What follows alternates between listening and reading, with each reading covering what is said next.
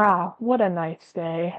The birds sing a lovely lullaby in the air, the sky bright blue and the sun shining onto the ground, giving the concrete a yellow glow and hot touch. Until boom! A growling monster suppressed by wheels shoots into the air, blocking the view of the sun and silhouetting it and the handsome man riding it the back in black. Well, actually, that was just me riding my old scooter, but the description was accurate, right? Aside from the monster actually just being steel suspended on wheels, the concrete, while being cracked, made an action as simple as riding across the road exhilarating, even if it was devoid of cars. Just imagine yourself riding up this hill. After all the struggle of padding up, you find yourself suspended over a steep road, sweat still stuck to your forehead in beads. The best idea, I'm sure one any sensible person would pick, would be getting off the scooter and walking down it. But not for me! That's right, I live for adventure, whether it's stupid or not. If I work for something, I feel I deserve it. So, with one simple push of my foot, I went zooming down. The trees and buildings turned to a blur as I went faster. So, for about the 5 seconds, well, that was about 4 to 5 seconds it lasted. Suddenly, I noticed something in front of me, so large it would have been hard to miss if I was actually paying attention before I decided to go down the hill. But I wasn't.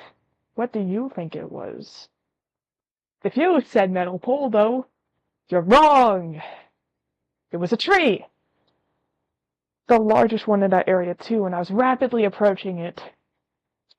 Still absorbed by fear, I knew I had to act fast. So placing my feet onto the ground, I figured it could act as brake. But it did not work. Instead, the scooter flew out from under my feet, and I hit the ground with a crash! Thank God for me remembering to wear a helmet and protective pads that day.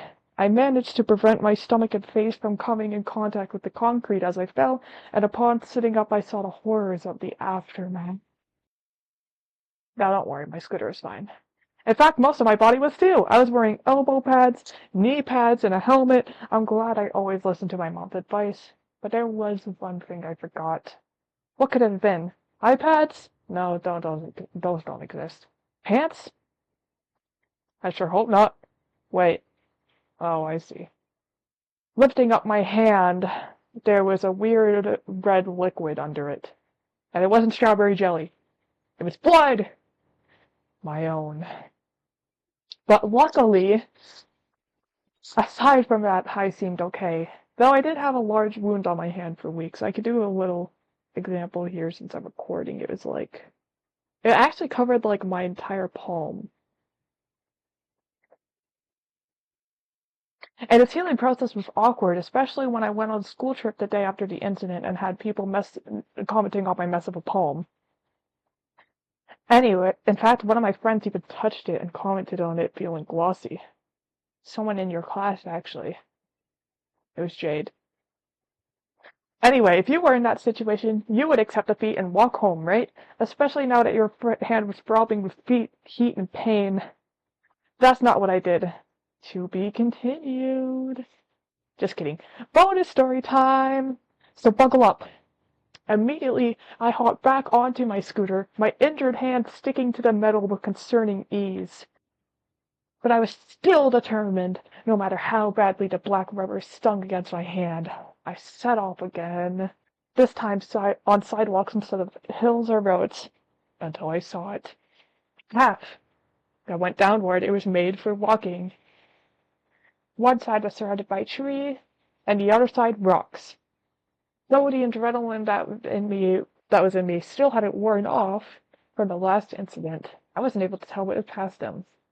So, boom! There I went.